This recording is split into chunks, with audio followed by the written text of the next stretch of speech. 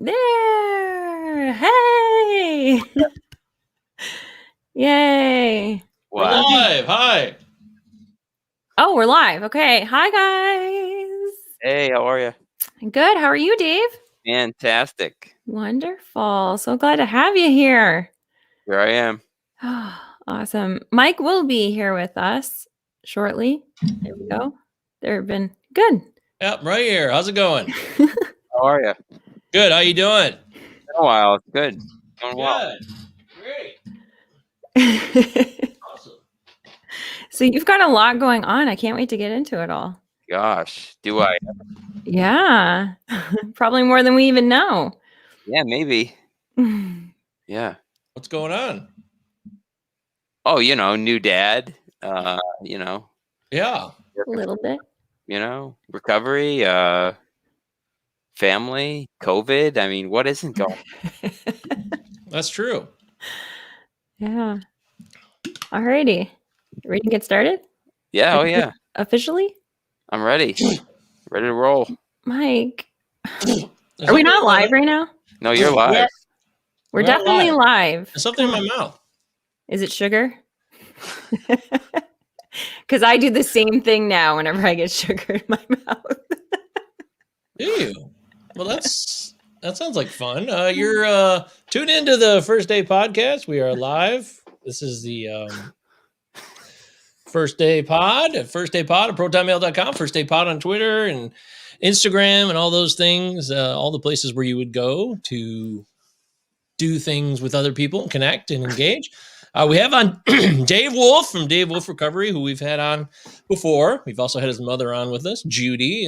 Hello to Judy out there. And hello to your wife out there, Kelly. Kelly, I hope you're doing well. And like you said, Dave, you're a new father, and you're very busy with that, I'm sure. But what's going on the recovery side of things?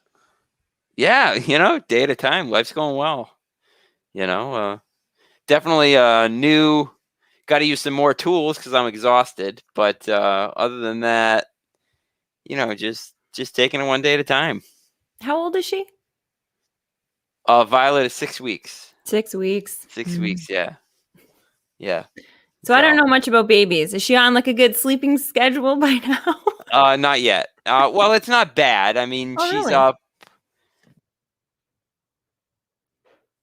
Oh, we missed you.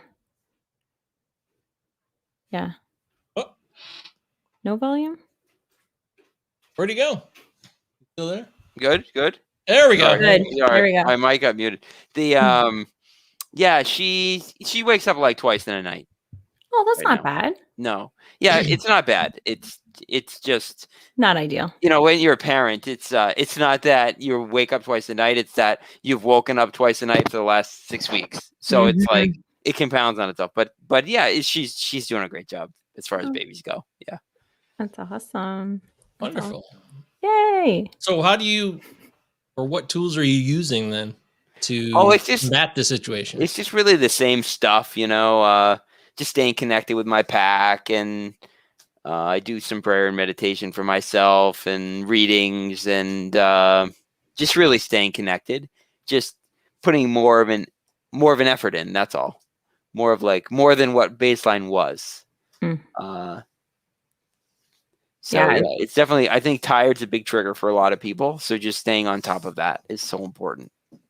Yeah, especially when you can't just say, okay, I need to go to bed earlier like tonight. Right. That's not an option for you. You know that it's going to be a long haul for it.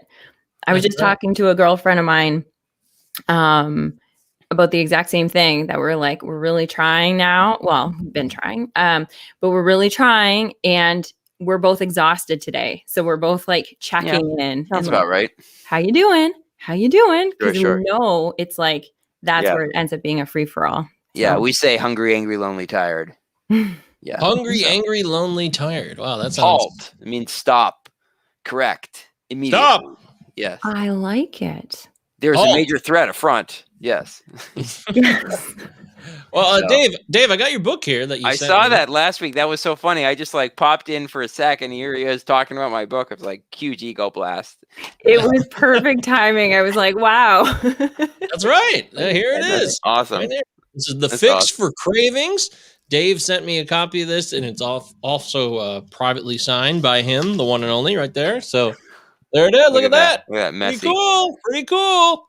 So I'm in the beginning stages of it. So I think page 47 is where I'm at right now, and this is kind of like breaking down what you need to be doing after you kind of explain what you're trying to do. And sure. I gotta tell you, it's very thorough.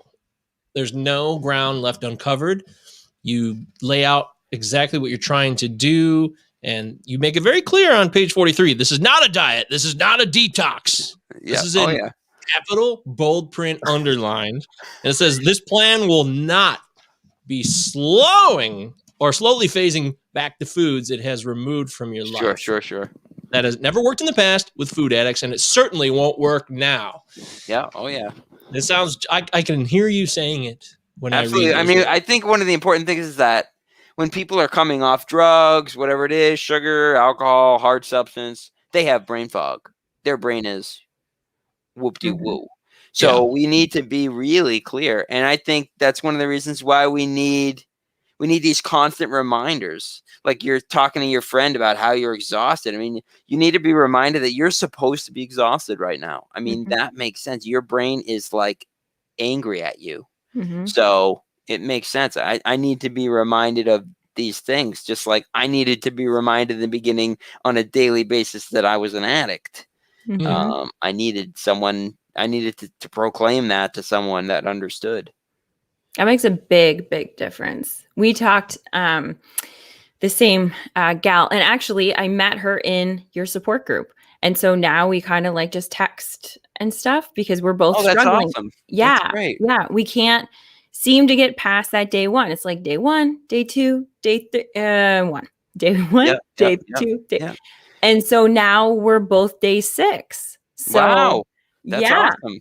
It's huge. And like in your support groups, you hear like it's been 90 days or it's been, 18 years, and you hear it and you're like, oh my gosh, when am I going to get there? But like 6 days, I feel like it's 6 years for me. It like, seems so out of reach. Yeah, but I'm it's just so happy. One day after another day after another day. Yeah. So I remember when I was early in recovery, and this guy had was getting a 5-year coin. Okay. He'd been sober for 5 years. Wow. And he said, I said, how did you do it? And he said the most brilliant thing to me. He's like, Dave, it took 5 years. Yeah. Like it did. It took 5 years of just doing it day in and day out. That's all it is. It's not complicated, but I think that's so important to remember. Because we build this thing up to be so big and so huge, and it's really just I just didn't choose to do drugs today for 5 years in a row. Exactly. That's what it is. Yes. Yeah. And I think that's why it's nice with yours that you're not going to be weaning things like back in kind of thing, because I think that doesn't work. Well, it doesn't work. And if you're thinking about it, then it's like, when am I going to be done this awful way of living before I can finally get back to cheesecake? Right. And when I say it doesn't work, I mean for addicts. I'm just speaking specifically for addicts who find that abstinence works for them. But yeah, I think that's important. But I also think it's really important that we have to frame it in a day. So this is my mantra. Just for today, I will not put anything in my body anything inside of me that will harm my body or my spirit. So like that could be my focus. It could be my connection with my higher power, or it could be just how I feel, nausea, sluggish, brain fog. So, but I just do that one day at a time. That's it, just today. Yeah, that's huge. That's what I've been doing. That's I think what shifted it for me this time. And anybody that's been listening to this whole journey, they're like, "Oh, this is the one that shifted for her now," and it is. I hear you. Yeah, and it's a constant trial and error. It's like a spiral staircase. You keep on circling around to the same point, but you have a slightly different perspective because you're a little higher up. I love that. Yes. Yeah. Right now, what I've been doing is I've been focusing on today is the first day. So I've been ignoring the last day. Like, even though it's been a good one, it's been good. but I'm really not focused. It's like, this is the first day. And instead of me focusing on not having sugar, because I feel like every time I was telling myself I wasn't going to have sugar, it like made me think about sugar all the time. Oh, yeah. So now I'm like, today is the first day and I'm only going to eat things that are going to bring me energy. Well, I know that the sugar's not going to. So I've been lasting energy. Yes, lasting energy. That's a big one. Right. So I don't have that big fall. And it's been working like just every day. So I'm so grateful for you. Mm-hmm. Oh, Dave, by the way, where do people get this book if they want it? Oh, you can get on my website if they want a signed copy, which is triggerfreenutrition.com. And I'm happy to personalize and mail it out. It's also available on Amazon, either in that format or also Kindle. Oh, Kindle. Okay. Kindle. Wow. Kindle. Yeah. No, I'll tell you that Dave puts a lot of work. And if you've never listened to our show or watched us live before, first of all, hi. I got off to a flustered start here because I had camera issues and we were late. And we apologize for being late. So sorry for that. We try to be on time at 8 o'clock like we say we will be. Forgive us. We are human beings and it happens. So as we kind of dive into this week's episode, I wanted to focus a bit on, it's 2021. We're almost through the end of the first month of the year already. Crazy. A lot of people made their resolutions and their changes. And this is probably by the point now where people have already faltered on those if they don't have secure foundation, which is not their fault necessarily. It's just a common mistake that we all make as humans. I've made it. I know Leanne's made it. And I'm sure most people can kind of, relate to that. So what kind of advice would you give, Dave, for somebody who made an attempt to change their ways when it comes to food and it failed? What would you give them as a first piece of advice? So I think the first thing we have to do is New Year's resolutions are literally built to fail. I mean, they're not manageable in any way, shape, or form, right? So basically, you're telling yourself that you're going to all of a sudden. So you've been doing this behavior for decades, weeks, decades, years, right, long time. And then all of a sudden, you're going to go to a New Year's Eve party, maybe even getting drunk, eating a bunch of crap, and then you're going to say, tomorrow is going to be different, and I'm going to practice this new behavior 365 days consecutively in a row. And so it's doomed. It's absolutely doomed to fail. Yeah. You were talking about earlier about there's like no time where you would like reintroduce something. And so I think that, but we get overwhelmed and we get all worked up, and then we have, if we have any level of addiction at all, there's some fear about putting the substance down. Like, will I lose my identity? What will happen? Yada yada. So I think that's really problematic. So I say I want you to set 365 daily resolutions. Ooh, I love it. Because that's practical.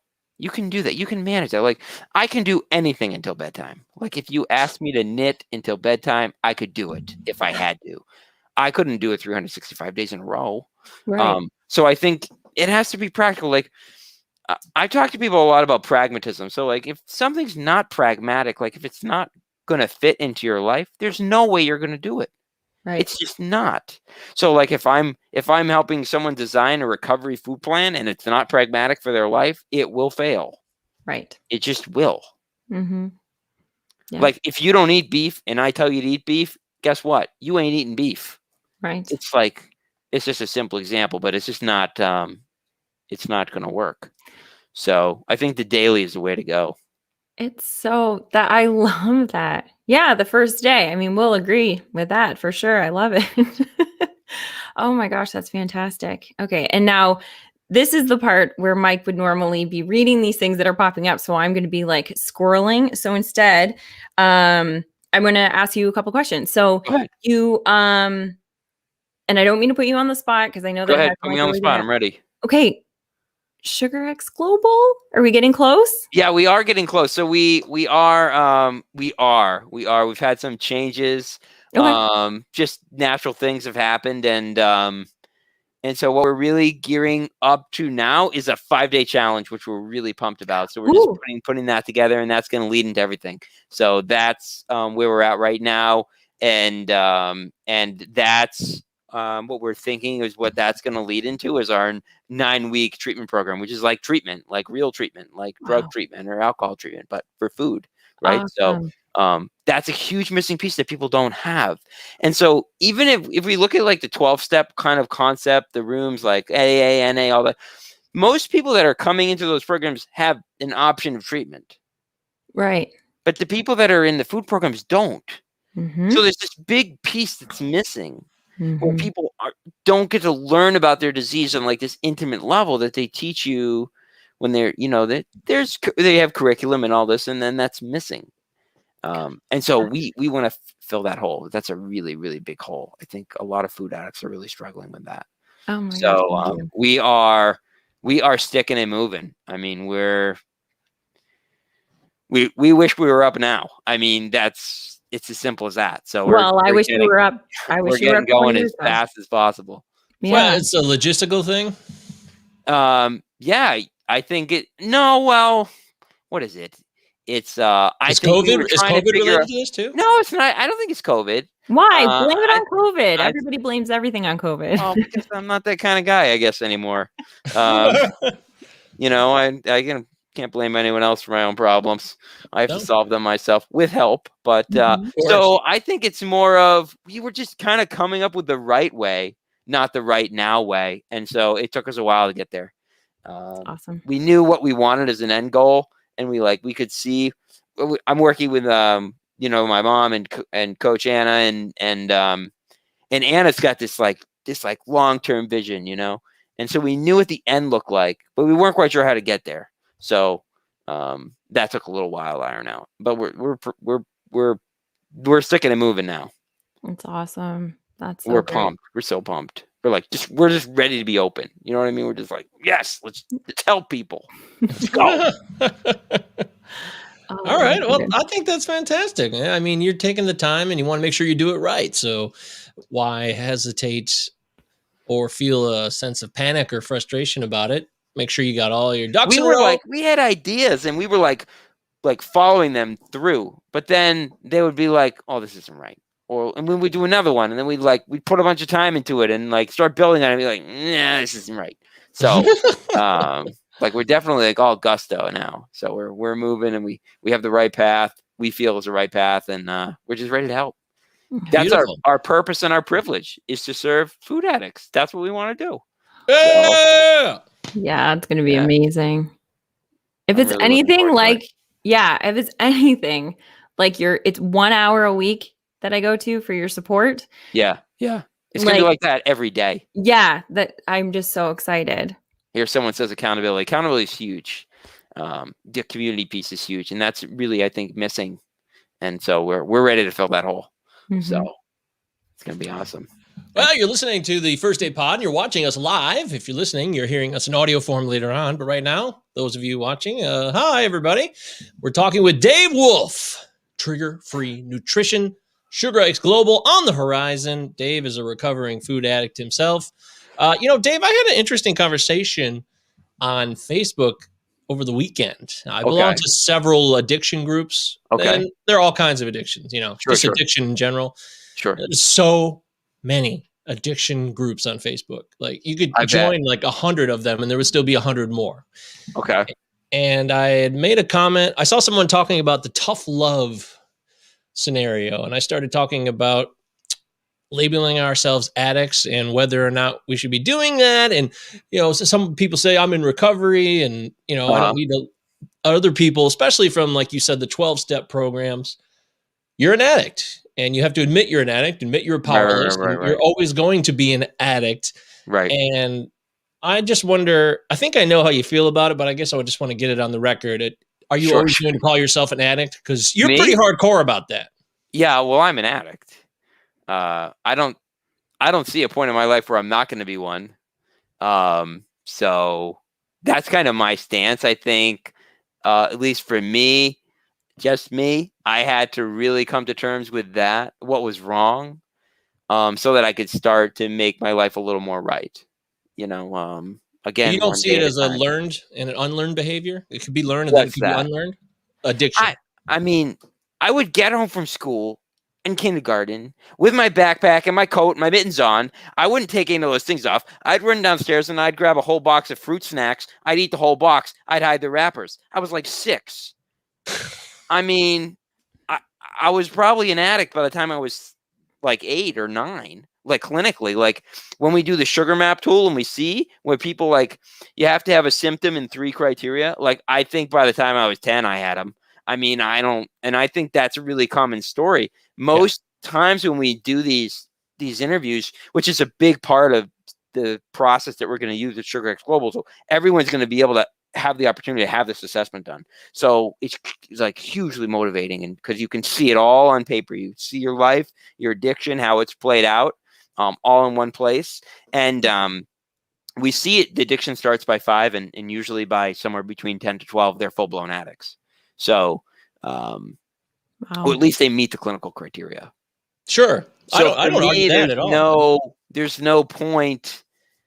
I mean, like I had the malady, like the maladjusted to life piece, even before I knew, like I couldn't. So we talk about, a lot of people talk about like the emotional paradigm, like do I eat because of my emotions, or do I use because I have emotions or trauma? And my theory is that like I was already on the drug prior to me having any mental concept of emotion. Like before I knew what sadness was, before I knew what anger was, before I knew about disappointment, I knew about candy. So by the time I was already probably addicted by the time I had any concept of what emotions were. So at least in my story, the trauma concept doesn't make sense. And I don't really identify with having trauma. Really? Okay. Yeah, I don't think I have. I mean, nothing. I mean, some people like I was listening to the guy you had on last Mike last week, and he was talking about birth. My brother, Matt. Oh yeah, it's your brother? Okay. Yeah. I saw the same last name, but I didn't want to assume. But That's it. But I don't resonate with trauma, so I don't feel like I used addictively because I had trauma. Okay. I actually would like to have both of you guys come on and talk about some of these things, because not to stir a debate, but to have a healthy discourse. Hey, we're not about hot takes, and we're not about trying to get gotcha situations. But I talked to him. I've talked to you. I like what both of you guys say, but I do see a divergence. You're both professional counselors. You're both you're both professionals, and you have 2 different ways of looking at one issue, and I think that's interesting. Yeah. And one of his things, the point of what I was just saying with you about this conversation I was having in the addiction group, is intention of words and the labels we put on ourselves and the intentions of that and the effect it has on us. And my brother has kind of got into my head about, if you label yourself a certain way, you're always going to feel like that, and you'll never progress beyond it, even if you end up healing. And I wonder what you think about that. Yeah. So, I mean, I think that has some value, but I think that the way I understand addiction isn't the way that most people understand addiction. So like when someone says to me that they're an addict, I don't think about someone sitting under a bridge drinking out of a paper bag. I don't think about someone injecting with a rusty needle. That's not what I think about. I think about someone who's a really special brain, a really sensitive brain. And I think if they can harness that and overcome their substance, that they have this, I call it the magical, mysterious mind. It's beautiful. Like I feel like if we were like cavemen people, like we were the people that like, let's go get an antelope. Like those were the addicts. They were like, hoorah, let's go. And that, I think we have a really special brain, and I think we understand each other, and the others are like, what's up with them? But that's okay. We stick together and it works out well. That's beautiful. I can respect that. We had another guest on 2 weeks ago, Mike Curlin. Okay. He's just a regular guy, like you or me. And he started documenting his journey with food on New Year's Day, kind of doing what you say not to do with it. It's a New Year's resolution, but it's not. He's kind of taking a aggressive approach to documenting everything he's doing every day publicly, So he can have accountability, actually. Okay, cool. Which makes sense. But he's also dabbling. People. He's doing what you wouldn't recommend or do yourself. He dabbles here and there. He's like, I could have 2 cookies and stop. Sure. And he said that worked. Yeah, if you can stop, go for it. But that doesn't mean it's going to work long term. Yeah, that's why I want to see how it works for him, because me and Leanne were, I think it's fair to say, a little skeptical about, because I admit I can't have just one. I know Leanne can't have just one. Right. We just keep popping. I hear that. Once you pop the phone, don't stop. Yeah. That's right. Food. Sugar. Gimme. My magical Mysterio mind wants more sugar. So. That's right. Absolutely. Yeah. But you wouldn't recommend that. Not for addicts. Yeah. But we don't. So when I talk, I'm talking to the addict. So I'm almost at the point where I can't not talk to the addict. Right. So that's where I think what you're working on, and the treatment part of everything that you're working with Sugar X Global. Right. Having a paradigm that you can lay out and say, hey, do you fit this criteria? You're an addict. Right. That's what's really key, I think, to what you're doing. I'm not saying you don't have that, but that's what I think will really unlock a lot more for you and the people who need your help. Sure, because myself, my mom, Judy, and Anna, we have no desire to work with people that aren't addicts.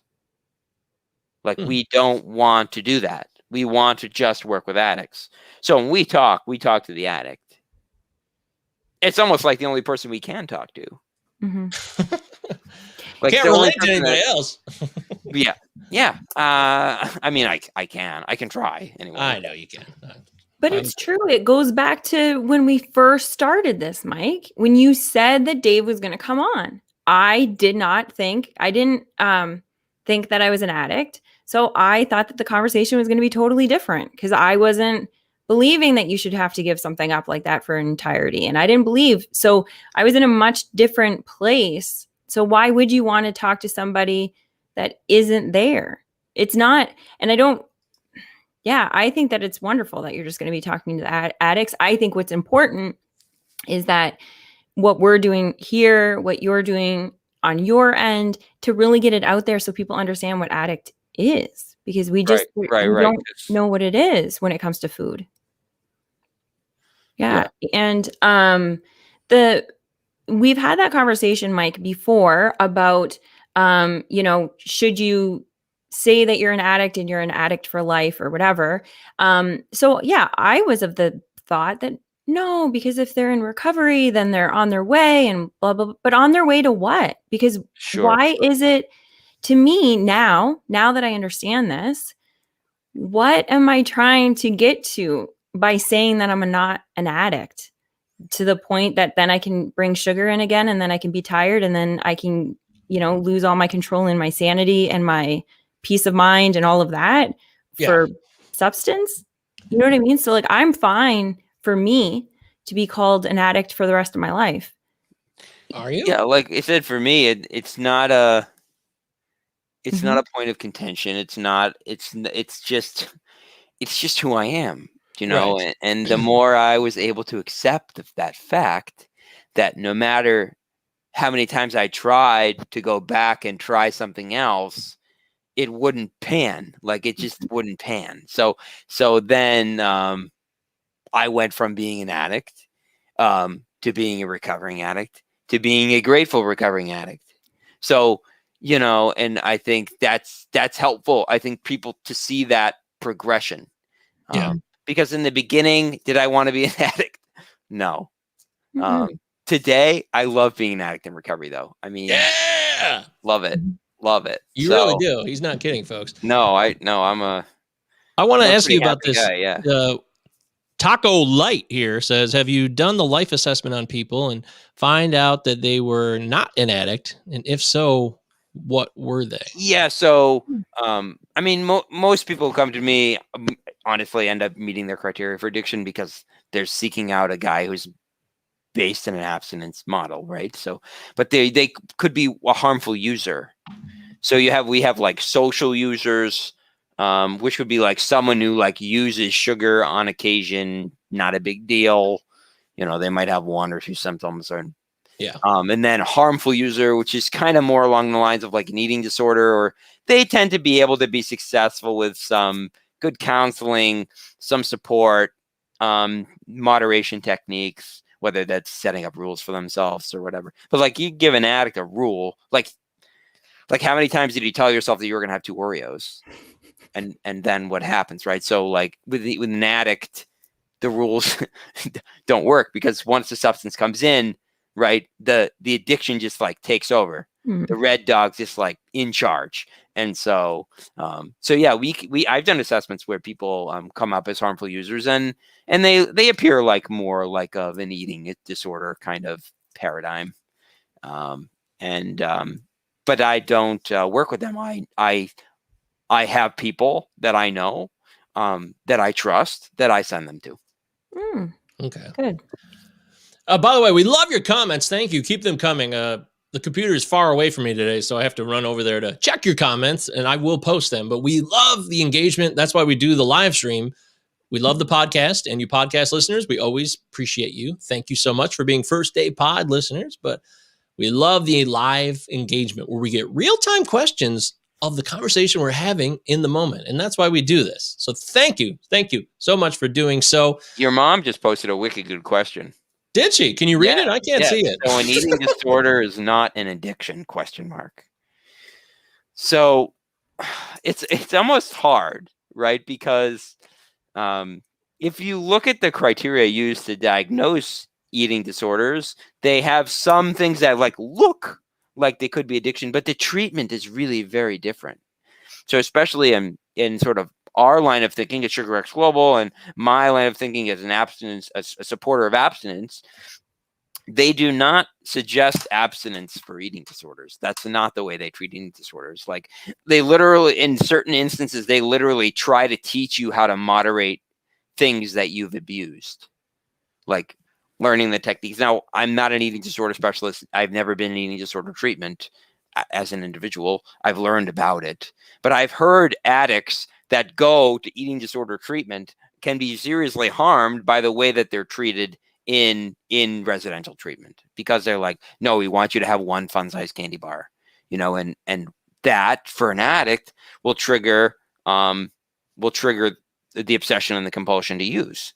So it can be dangerous. And that's why we need treatment for addiction. And it's not very available, right? If it's available, it's at a very, very, very, very high price point. Oh, yeah. Like in the tens of thousands of dollars. Yeah. It's scarce. That's the problem. Yes, it's scarce, and it's not valued, I don't think. No. It's not the norm either, and that's why what you're doing and why we have these conversations, so that we could try to normalize more of this talk and the understanding and the concepts, so that one day going to a rehab for food addiction will be just as normal as when people started going to rehabs for drug addiction in the 80s and 90s. Because look at America. I mean, if you just look at the weight, I hate using weight as a symptom, but it's physical and it's clear and people understand it. Right. Yes. So, because they can see it. If a third of America is overweight and a third of it's obese, what percent of those people do you think are addicted? Right. I would say a fair amount. Mm-hmm. Yeah. I would say half of America would benefit from abstinence. That's a low ball estimate too. So yeah, because people don't want to talk when it comes to fat shaming and the concept of it. When we're doing talks like this, I remember we got a message once about saying that there's this fat shaming, and it's not about fat shaming. But if you are unhealthy physically because you have too much of fat, or I mean, there's people who can be big boned and healthy or whatever, whatever that term means. So I don't know. Sure. How to say it without, I'm not trying to disrespect people. I'm chubby right now. I can show you my stomach. You'd be like, oh, that's a nice chubby stomach. I admit that. But it only makes me feel bad, not because I'm ashamed of what it looks like, but because I know it represents that I'm unhealthy. I know deep within my bones that I am unhealthy. I have always been very pro who I am physically, and I'm not ashamed of it. I'm like, I don't care. I've flaunted my body most of my life when it was not the ideal body type anyways. And I had to get over that at a certain age, but it's not about that. What it is about is I know I'm putting unhealthy stuff in my body that's going to hurt me. And it's going to cause diabetes, heart disease, other ailments, gout even. I mean, I have friends who have gout. I mean, Sure. I do. I mean, they're all what I call, people call them diseases. I hate that. These are symptoms. Diabetes isn't a disease. I'm talking about type 2 diabetes. Right. It's a symptom. Obesity, it's not a disease. It's a symptom. Why are we treating symptoms? Band-aids for bullet holes. It doesn't work. We're totally avoiding the problem. That's undercutting all of it, which can be directly related to the fact that our food supply is laden with addictive, psychoactive food substances. It's not food, yeah. Yeah, they call it food, but right, it's food-like substances, yeah.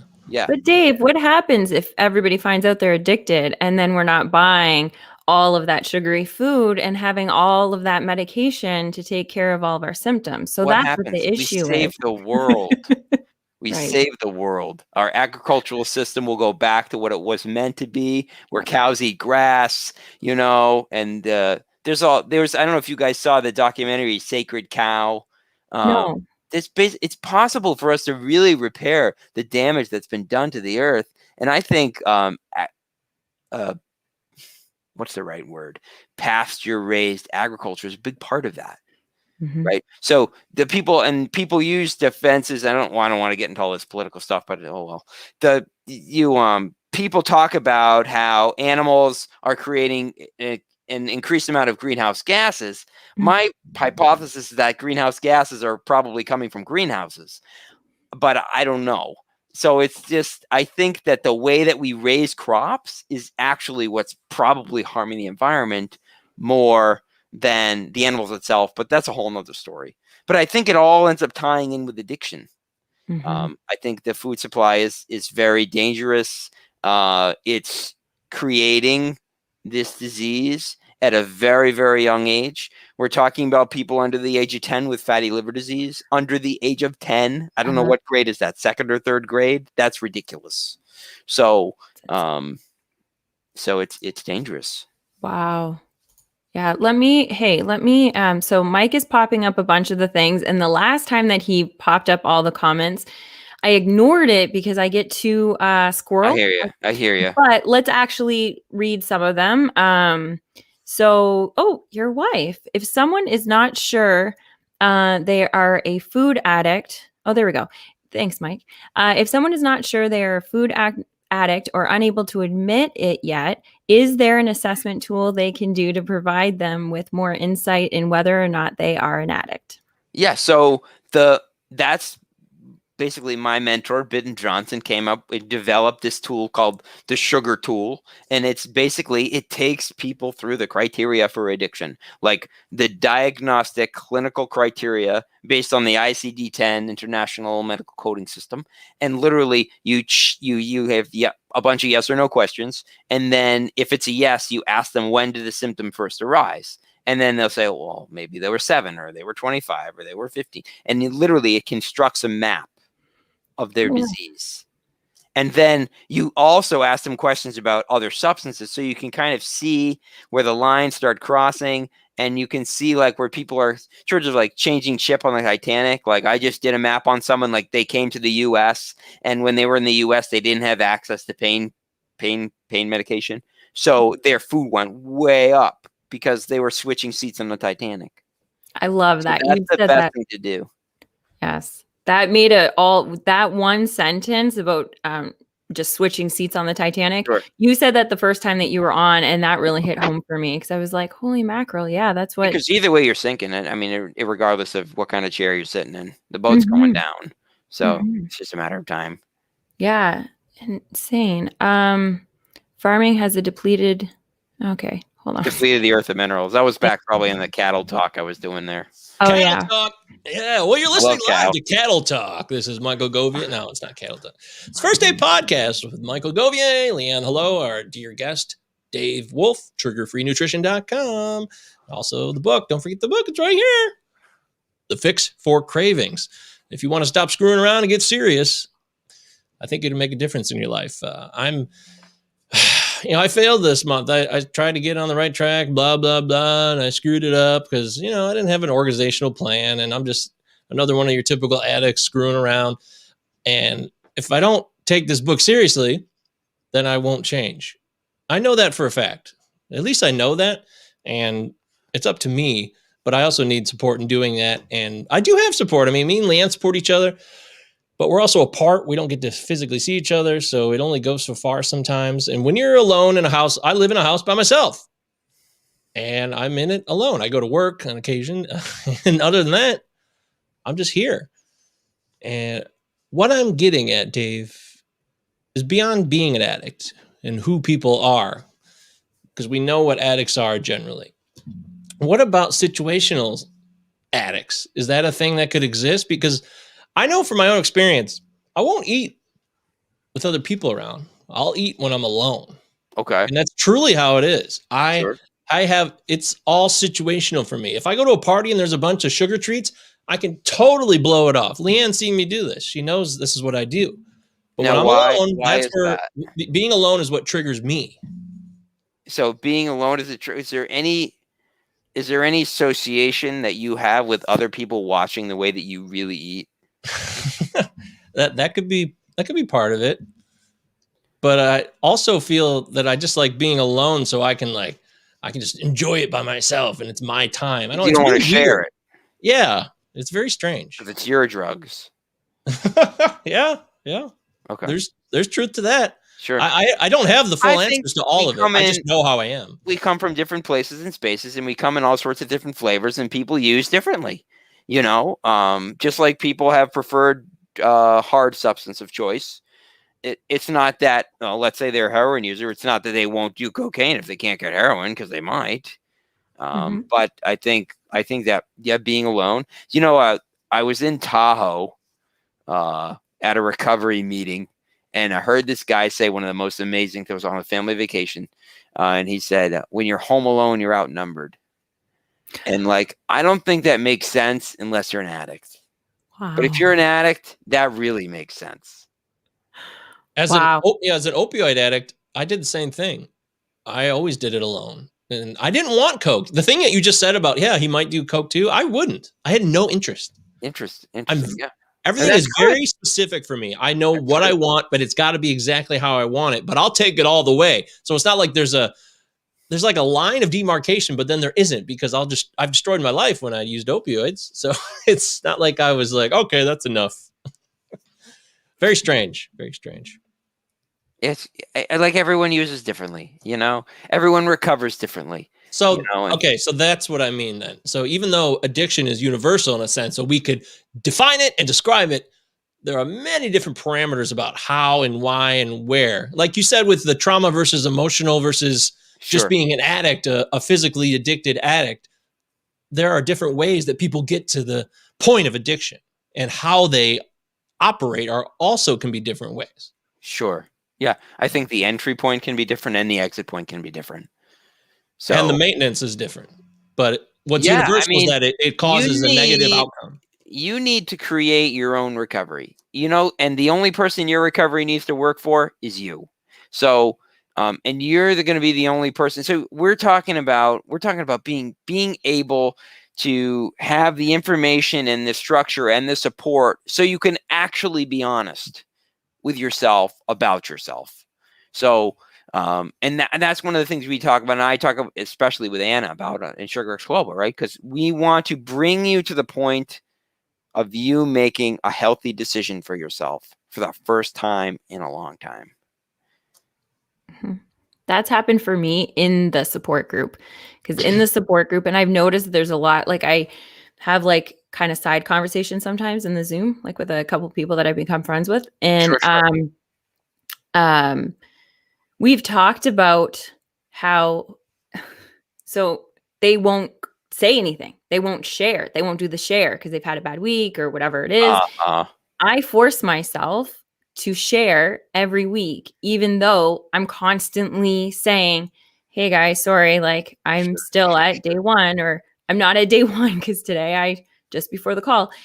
But it's been that accountability and finding, being that honest because I hold and I know weight is not the thing, but I hold my weight very well.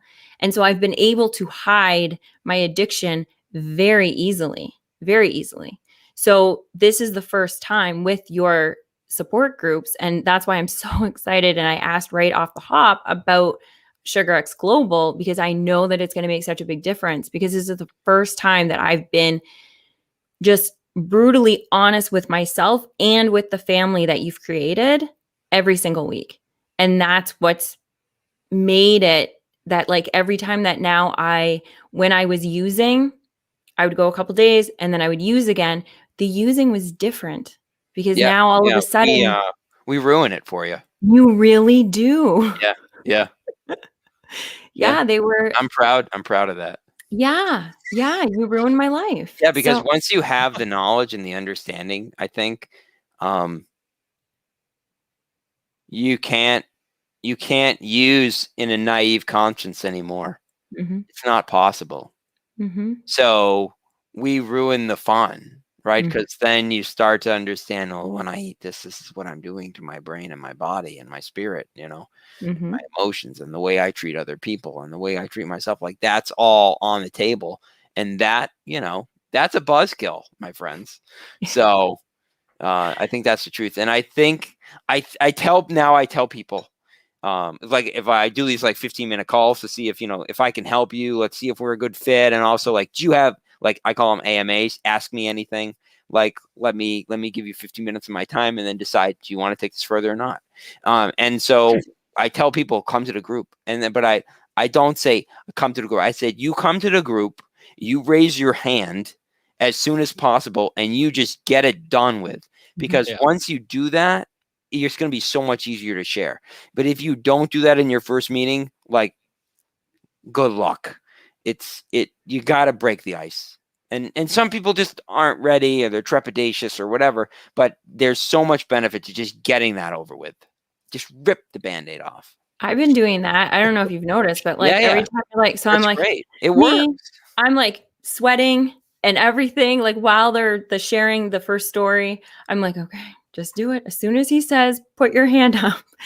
But it is, because otherwise it's the same thing we have an addicted brain. So if you don't put your hand up right away, then our brain that tells us, oh, we can just have one more cookie. Okay, it's just one cookie, is the same brain that's going to say, no, don't do it. No, don't do it. And then the whole hour goes by and then you don't do it.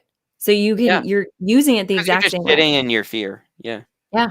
And it's a dirty diaper. No one needs to sit in a dirty diaper. No dirty diapers on this show. You're listening to the First Day Podcast. We're live with our guest, Dave Wolfe. Those of you sharing your comments, thank you again. We've had a lot of interesting thoughts from all of you, and we're talking about addiction. We're talking about food addiction. And in a sense, it is food addiction, but it's also addiction in general. Dave, you think it's fair to say the principles that you talk about could be applied to addiction overall, or do you try to really keep it to food? I know you focus on food and sugar addiction, but yeah, I mean, I think all the methods are totally applicable to everyone and anything. I think that the concepts are the same. I just think with food, it's more complicated. It is, So I tell people, like, you got to eat to live, right? But you don't need to eat Twinkies to live. You know what I mean? It's like, you got to narrow it down. We get a little carried away. Yeah, but you got to eat to live. Yeah, you don't need to eat processed food, though.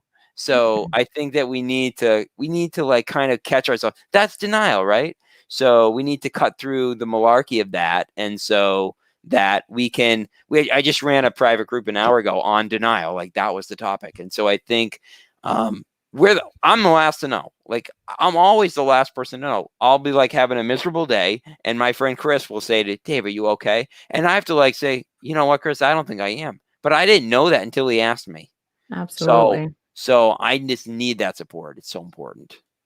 I completely agree. And Jessica here is asking, what group are you in? So, Dave, you can talk about it, but it's a free support group that Dave has been running since March? So I started this support group back when, I went to a conference in Denver right before COVID really manifested itself in March. And so ever since then, we've been running this weekly group. You see, I'm playing with the pacifier, jeepers. new dad here. So the group meets Thursdays, 4 p.m. Eastern time. It's for an hour. We have a speaker come in and tell their story, or there's some sort of a topic related to addiction or recovery. This week, my friend Sean is coming, who you may have caught on the Quit Sugar Summit. She has a really cool story about kind of sugar addiction and its connection with slavery. So I'm really excited about that.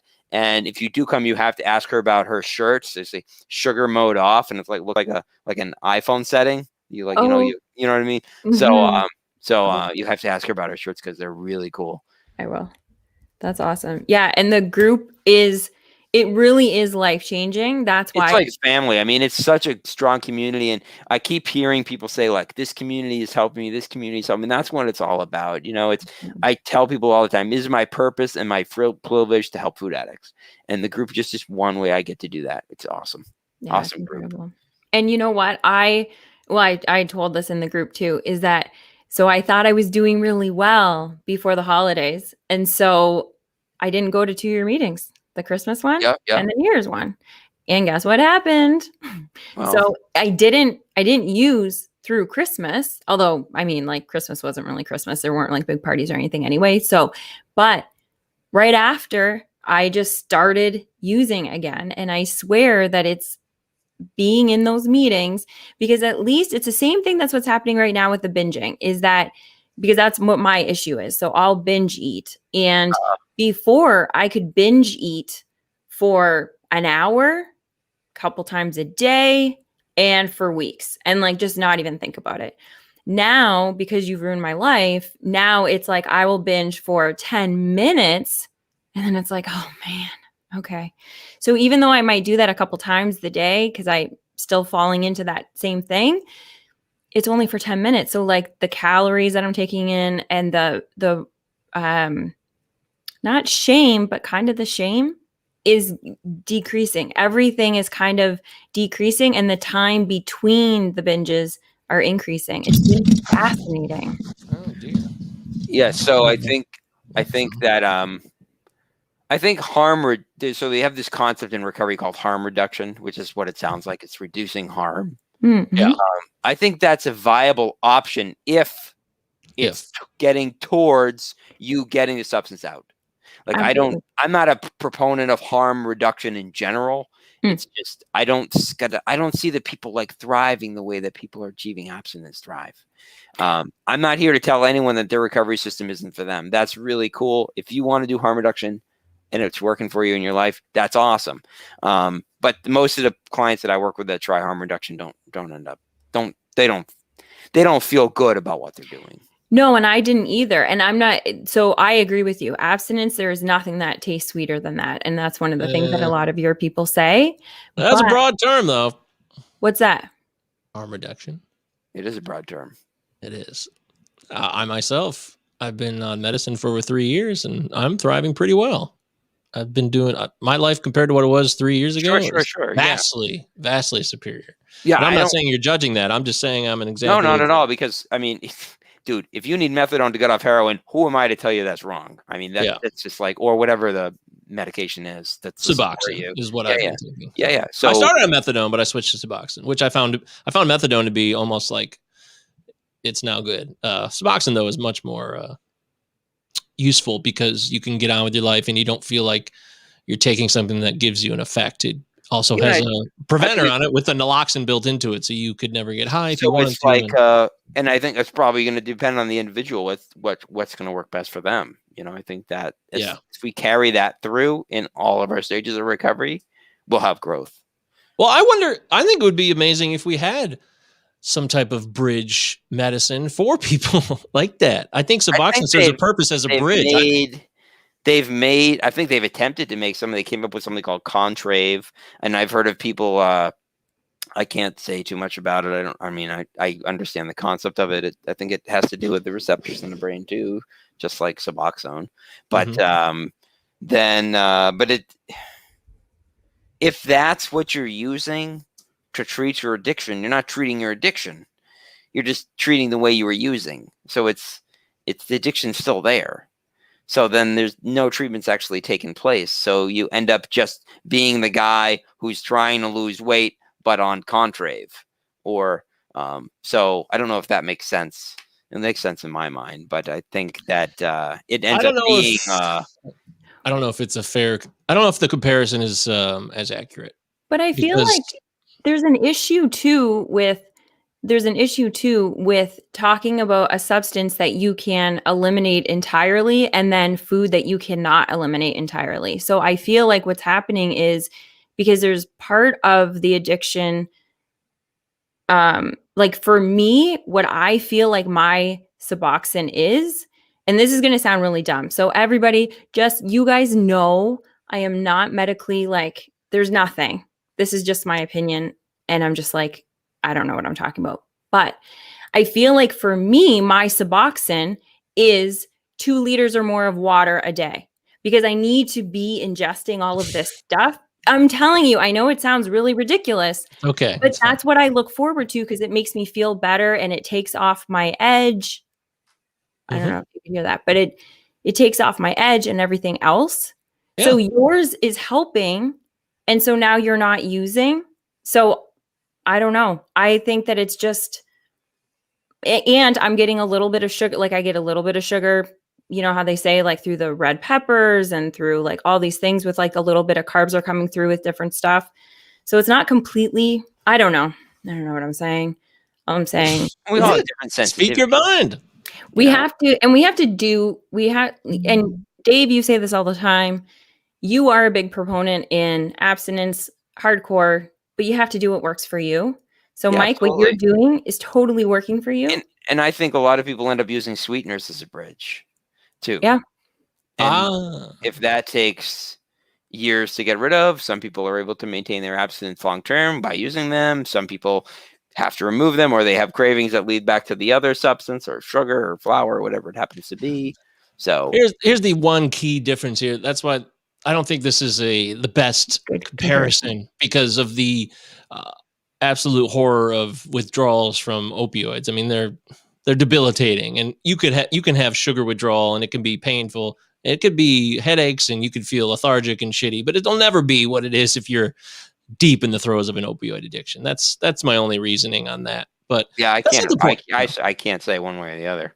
That's not the point. I'll take you for at face value, though. Yeah. Bottom line is, I respect what you do, and in the end, I really do believe what you're saying for sugar addiction and food addiction is the best way to go. It is, because it'll always be around, and you can live without it. You don't need it, so you can live a healthy, solid, beautiful, fulfilled life by eating delicious meats, vegetables, non-processed trash. And that's why I believe in what you do. Just regular trash. Yeah. Yeah, right.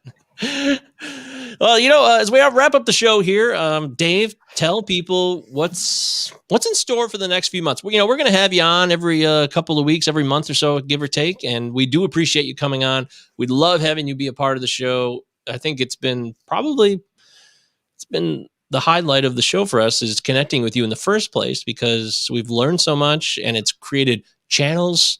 Leanne in particular has met so many new people, and they've become part of the book club, even our book club, which we have every Monday night, 8 p.m. Eastern. People like Ed now, and people that we didn't know before. Out. Yeah, I mean, he's really involved in it. So shout out to the book club people every 8 p.m.